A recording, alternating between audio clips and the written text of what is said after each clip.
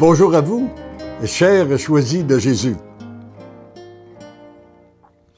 Le message numéro 24 du deuxième volume a comme titre « L'humilité allège le fardeau ». Je pense que nous n'avons jamais fini avec notre cher orgueil qui veut toujours prendre place.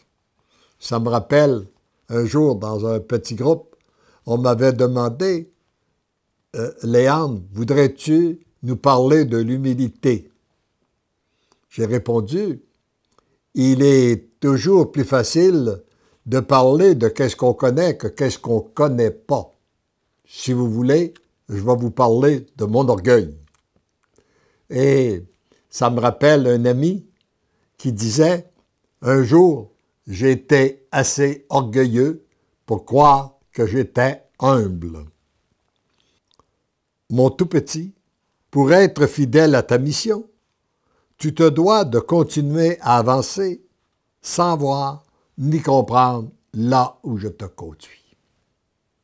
C'est ce qu'il m'a demandé au début et c'est ce qu'il a fait continuellement. Alors là, je lui ai fait la prière suivante.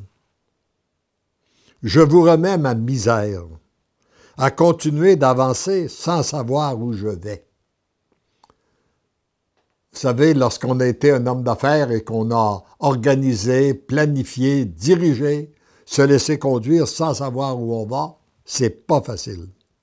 Ce voyage m'apparaît de plus en plus lourd à effectuer sur le plan des affaires. À regret, je ne réussis pas à me départir de mes soucis. Malgré mes efforts, j'ai l'impression de m'enliser au lieu d'avancer, un peu comme une auto en marche qui s'enfonce toujours davantage dans la boue. Venez à mon aide. Seul, je suis impuissant. Merci d'entendre ma prière. Je vous aime. Et la réponse, j'accueille ta prière. Je la présente au Père. Tiens, très bientôt, tu comprendras mieux ce que tu vis présentement. Tu as tout à attendre du Père. Je te répète que la solution n'est pas dans les choses extérieures, mais bien à l'intérieur de toi. Quand je regarde en arrière, je me rends bien compte que ce qu'il a dit est tout à fait vrai. La solution n'a pas été dans l'extérieur, mais bien à l'intérieur. Et par la suite, lorsque l'intérieur est changé, souvent, les choses s'arrangent d'eux-mêmes.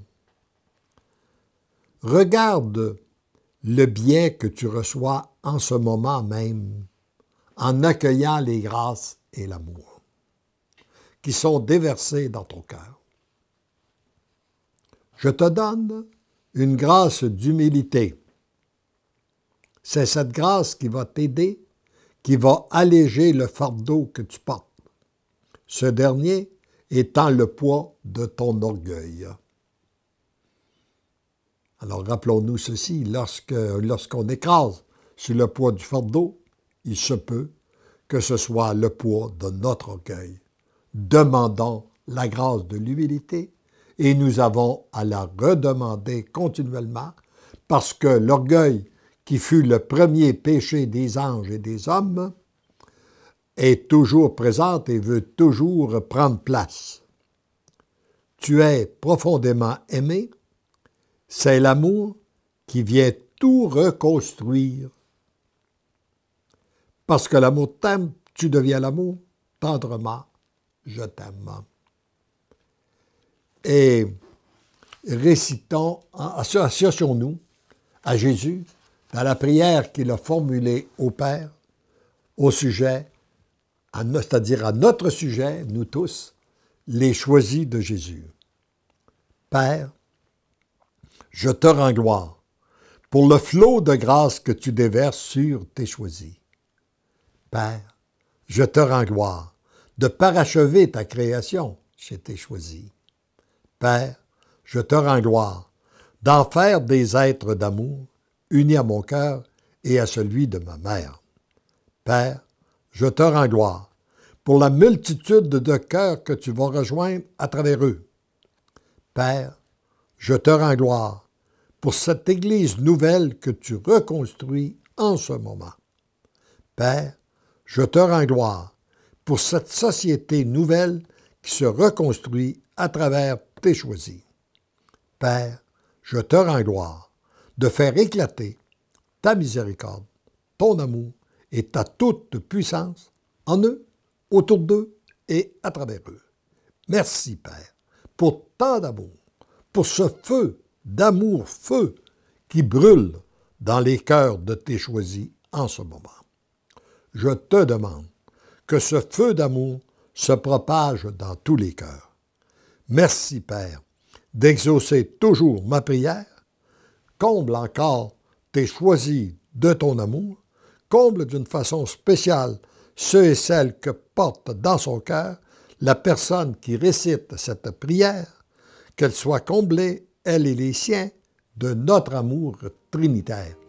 Et il ajouterait sans doute, comble d'une façon toute spéciale ceux et celles qui écoutent cet enseignement en ce moment.